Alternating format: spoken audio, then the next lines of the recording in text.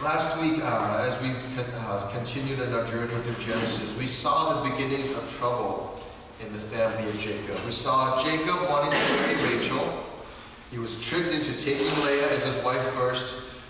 But Jacob, we know Jacob. Jacob gets what Jacob wants. So Jacob makes sure he does what he needs to. He ends up marrying his beloved Rachel also.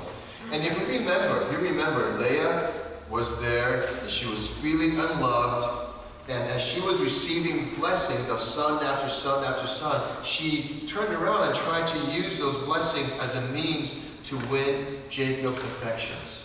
Right? And we saw how year after year, son after son, she tried to get Jacob's affections until at the end, with son number 4, when Judah was born, she settled her heart and she said, I will choose to praise the Lord. And then she found peace. And you would think, it's a very real reminder for us to identify the Jacobs in our lives that have our undivided attention, that has drawn our hearts away from the Lord. But you would think that things would end there, right? That after that, everything would settle down and there would be peace and happiness in his family. Drama doesn't end there.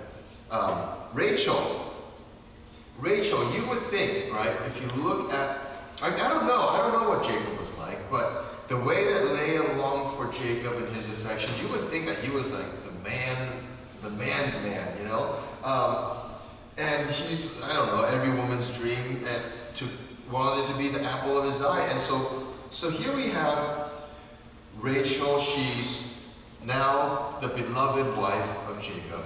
And here's Leah longing to be in Rachel's shoes. So you would think that, at least according to Leah, Rachel's got it made, right? Rachel's got everything that a woman could want.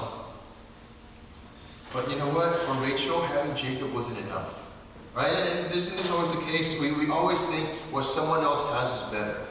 Not having any idea that in their shoes, in their situation, they're probably looking at you thinking, I wish I had his life. I wish I had her life. Right? And we see here that for Rachel, having Jacob's undivided attention was not enough. She wanted to have children too. And from there, it gets real messy. We're not looking at this chapter 30 in Genesis, but chapter 30 reads like a modern day soap opera. I don't know, when I was growing up, we had General Hospital, All My Children. Now, I don't know, what do you guys have? Days of Our Lives. Is it? Is there a reboot? That's right. Okay, well, classics are classics, can't keep them down. The Bachelor, right? That's kind of a soap opera right there. As if Jacob didn't have enough to deal with already, with this Leah who was wanting his attention. Now Rachel comes to him. And we see in chapter 30, Rachel comes to him and demands a child from Jacob. And the way she does it is she comes up, she says, give me children or else I die. Right? And you can see from Patrick Henry, this is where Patrick Henry got it from. But you can see that Rachel, in coming to Jacob and giving this demand, you can see that she was not satisfied. It's not like, just picture the way she would say it.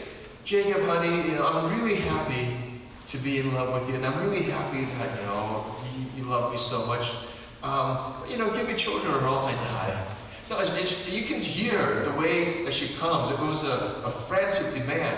I need to have children also, Jacob. Jacob says, it's not in my hands, it's in God's hands.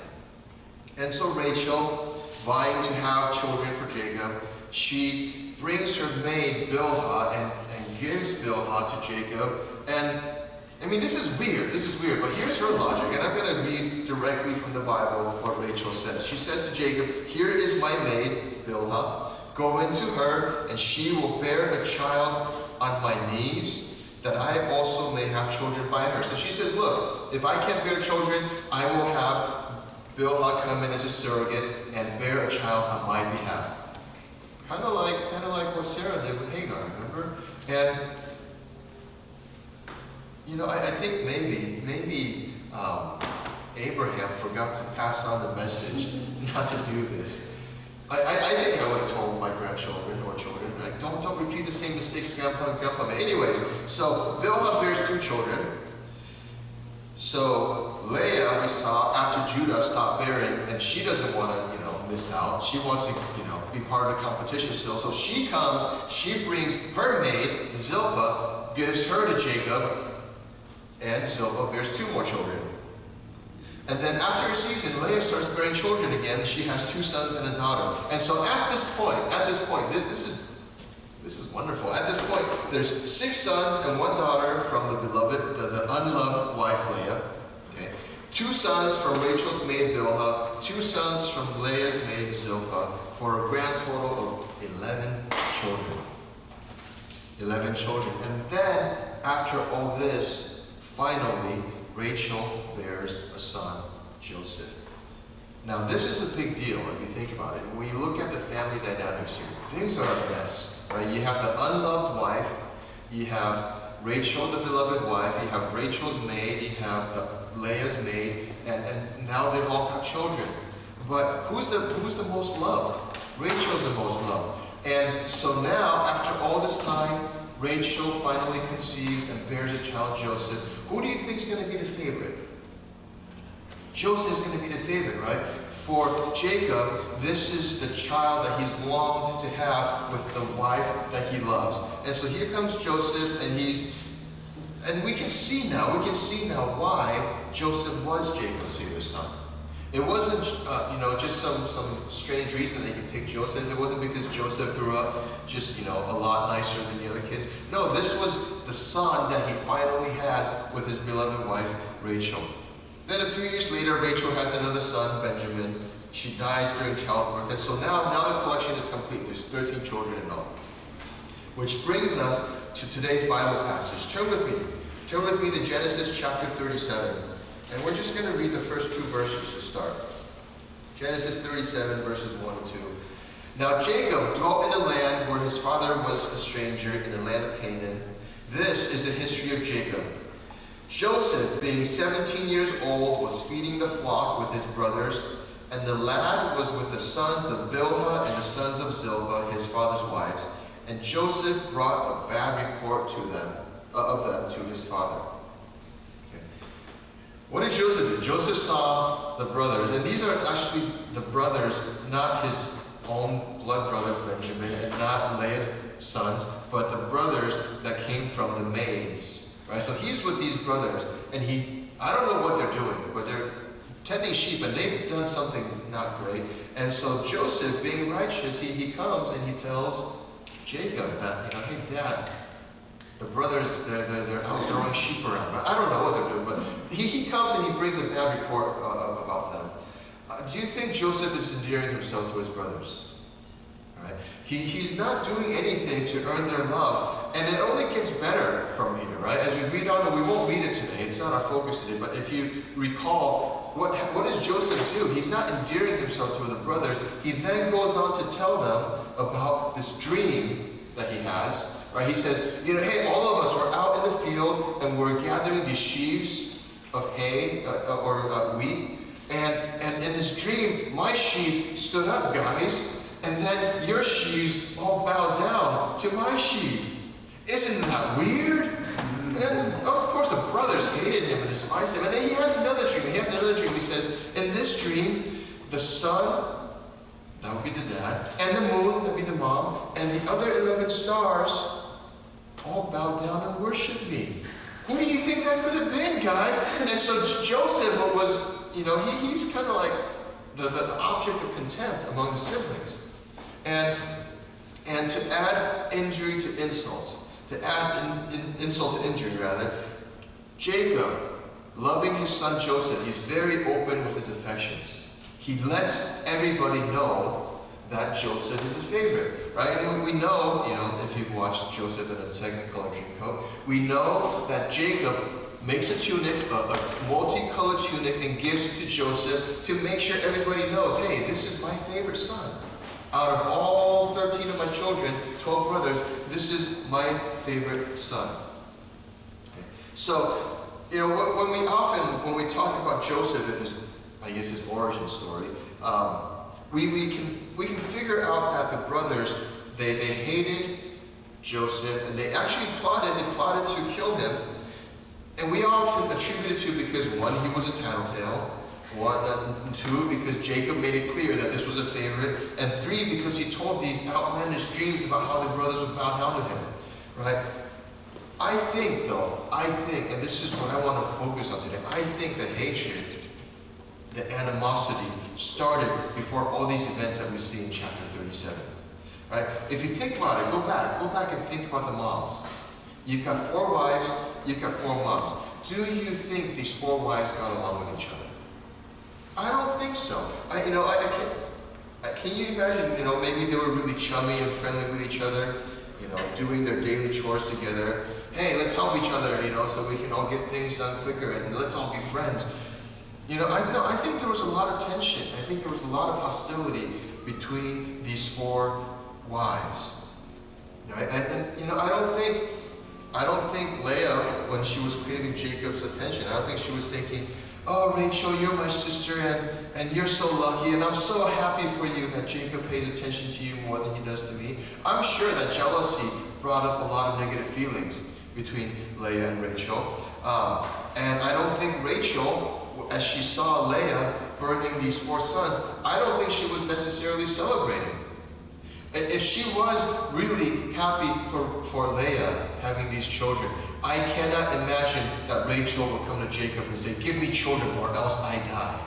Right? These children that Leah were having created an emptiness in Rachel's heart, and she came to Jacob and said, you need to do this for me, or else I can't compare with Leah now.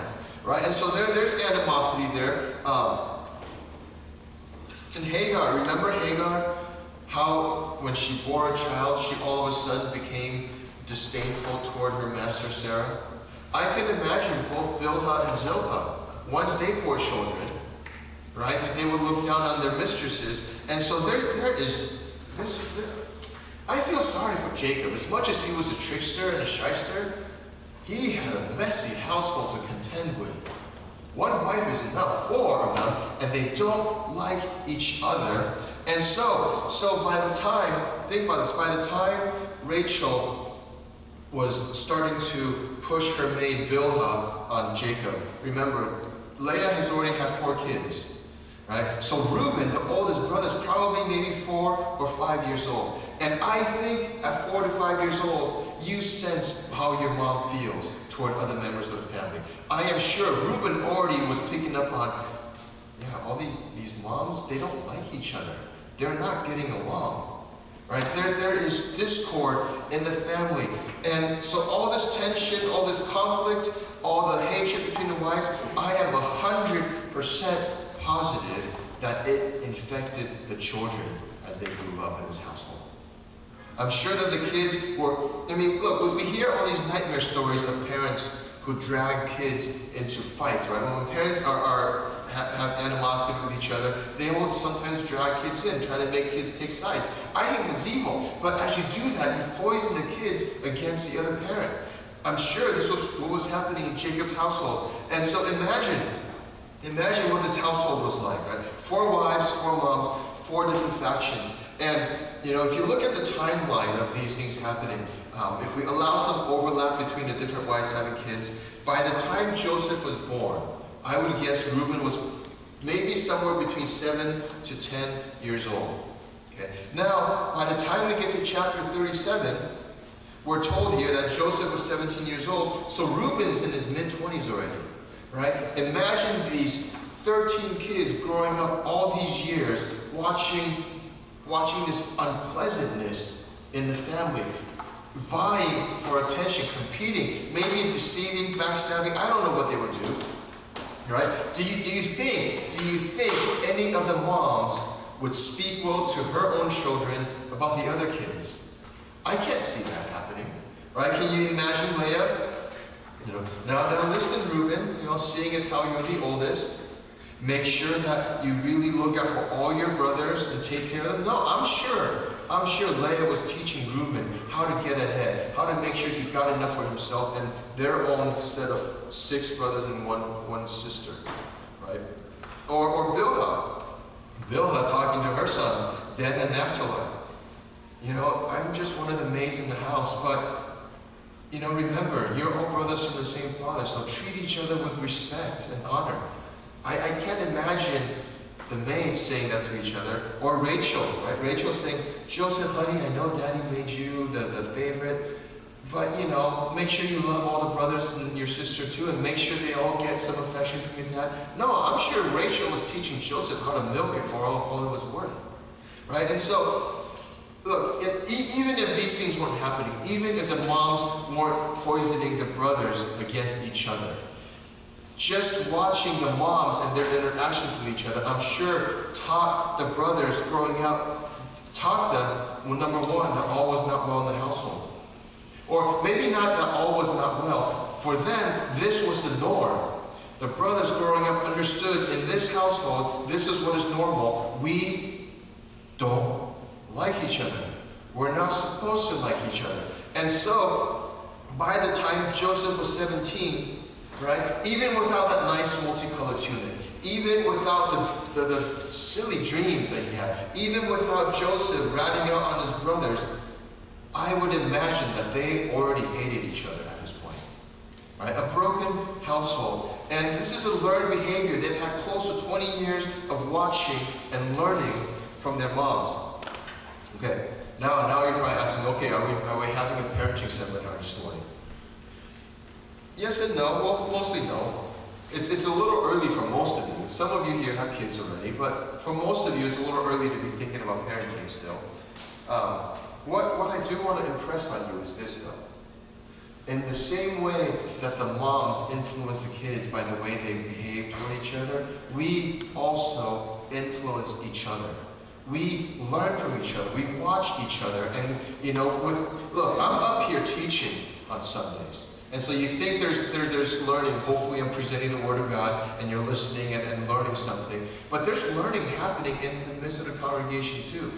As you come and gather together, as you fellowship together, you're watching each other. Maybe not purposefully. You know, you're not coming here sitting and just watching the other person. But you pick up on things week after week. You pick up on what people do. And you start to learn from each other.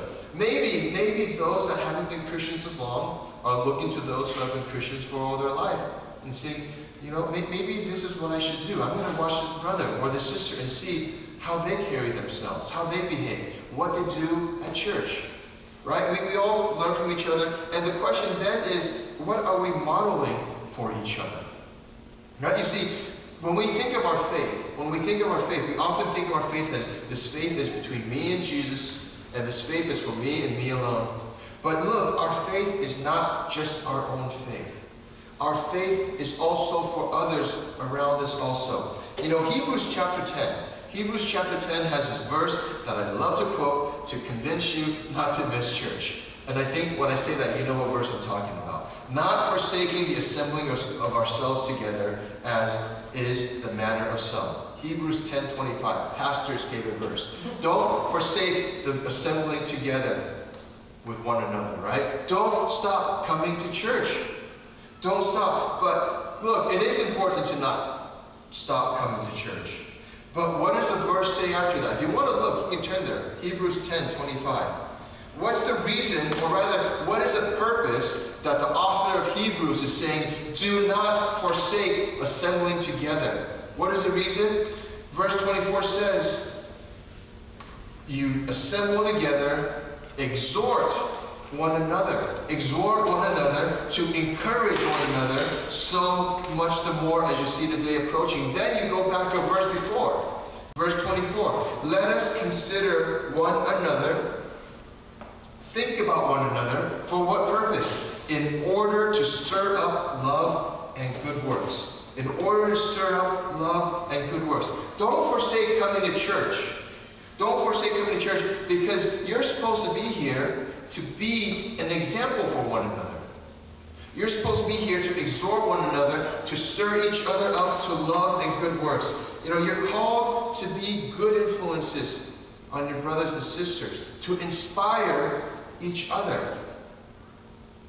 We are called to inspire each other. You're called to be, look, Jesus says all the laws, all the commandments can be summed up in two laws, or two commandments, right? What is the first one?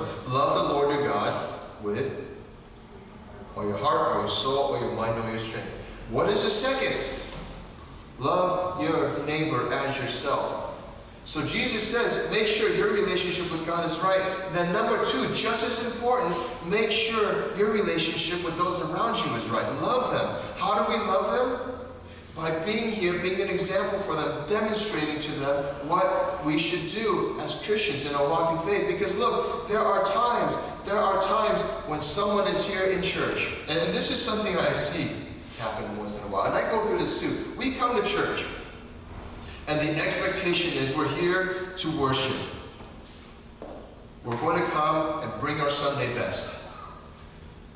And sometimes people come and they sit in our midst, and they are hiding a world of hurt. Or they come and they don't know at that moment, they are struggling and they don't know how to come to the Lord.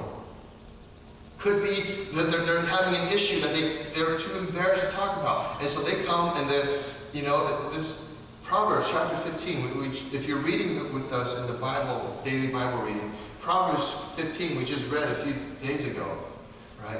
One of the verses says, I am in the midst of the assembly. I am with the congregation. I am with all the people of God, and I am almost in utter ruin. So it is possible to come and to be in assembly with each other, and everybody greets each other as, hey, how's it going? How are you doing? Good, I'm good. Right? We're always doing good. Even when we're not doing good, we're doing good. When you come, you can care for each other. And even without bringing these issues up, you can demonstrate to others, this is how I deal with problems. When I go through hardships, when I feel like God is not there, when I feel like God is not listening, I choose to praise the Lord. Remember Leah wanting Jacob's affections. She felt like, this is unfair, God. Why am I in this situation? Why does Rachel get all the attention? And so child after child after child, she's longing and longing and longing for something. And the whole time God is saying, yes, I know you are hurting. I know you want Jacob. But I want you to focus on me. And we could be Leahs. We could be struggling with something. But we come and we choose to praise and we choose to worship, to demonstrate to others around us, this is how we go through life as a Christian. Because Jesus never said, I would love it if you would show me the Bible, but Jesus never said, believe me and all your problems will go away. He never said, believe in me and you'll never face any issues again. What he teaches us is, believe in me, have faith in me, and as you go through life, and life will continue to be hard, learn how to depend on me in your time of need.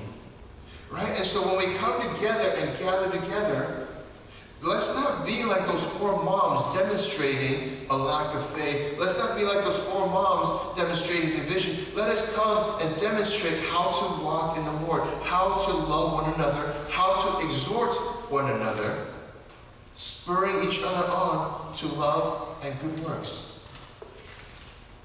Right? If everybody comes to church, and the idea as we walk in is, let's see what the Lord has for me this Sunday. Okay, good. You are seeking something from the Lord. That is a good first step. But as you grow in your faith, as you mature, the next thought would be, Lord, how do you want to use me to bless others? Because when you come, there may be someone else next to you who's coming and asking, Lord, what can I receive from you?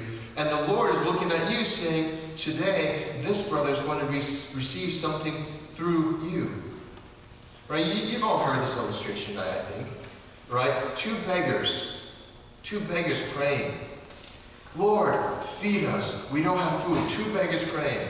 One beggar keeps praying. God doesn't seem to be answering. The second beggar, God answers, drops 2 loaves of bread in his lap. What's supposed to happen? Oh, Lord, thank you for these 2 loaves of bread. I have an abundance. No, the Lord gave you 2 loaves of bread so you can feed the other person too. Right? As we come and we receive blessings, pass it on, spread it out, and be that good influence in the house of the Lord that's going to help pick up a brother or sister who's maybe not doing so well. Right? And so this is our challenge as we come to church. Yes, seek the Lord, desire to receive something from the Lord, but don't be stuck in that stage where we come and just want and want and want. My challenge to you is, look, this is something I've experienced in my life over and over and over and over again. So I have all the confidence to say it. As I give myself to the Lord to be used as a blessing for others, I have never come out feeling like I am in lack. I have never come out feeling like I am drained and I have nothing left. Yes, I do get tired. Body is finite. But even in that tiredness, as I give myself to the Lord to be used to bless others, I am refreshed. There is this unspeakable joy, and I say unspeakable because it's not something that's natural. It's not something that I can explain. It doesn't make sense. At the end of the day, when I'm beat, there shouldn't be that joy, but there is. And as you come and think of others, think of exhorting others, I can guarantee you can take this to the bank. Well, okay, not to the bank. I don't know what they're going to do with it. But look, as you come with a heart of serving others and loving others, the Lord refills you. And that's how you come to overflowing. Right? You bring a cup. You bring a cup and you fill that cup. When the cup gets full, the Lord's going to stop. But as you empty out your cup of blessing, Lord says, more. Lord says more, and He pours it out on you as you pour it out. And so it shouldn't ever be seen as a duty or a responsibility to think about the brothers and sisters around you. It should be, Lord, I want more of you. And I know as I receive and give, I am going to receive more and receive more. It's a blessing to be had to come into the house of the Lord and to be a good influence on each other. Right? And look, we look at this messy story, right? We look at this messy family. And what we want to take away from this is, yes, we can influence each other, but let us choose to be a good influence, to be a positive influence. The song we sang this morning, what a friend we have in Jesus. What a friend we have in Jesus. You know what? Sometimes we find a friend in Jesus through another person. Have you ever experienced that? You find blessing, you find love, you find rest through another brother or sister. Guess what? That person is being used by the Lord. Let us now choose to be that friend that God can use to bless someone else. What a privilege to carry everything to God in prayer. Sometimes we can pray for each other. Not sometimes, all the time we should be praying for each other. Right? As we come into the house of the Lord, as we not forsake assembling ourselves together, let us remember as we come in to see others around us. Look around and see your brothers, see your sisters. Notice them. Notice them. Make an effort to connect. How are you doing? Be a source of blessing to one another. Let us bow our heads in prayer. Jesus, I thank you. I thank you that you are such a friend to me.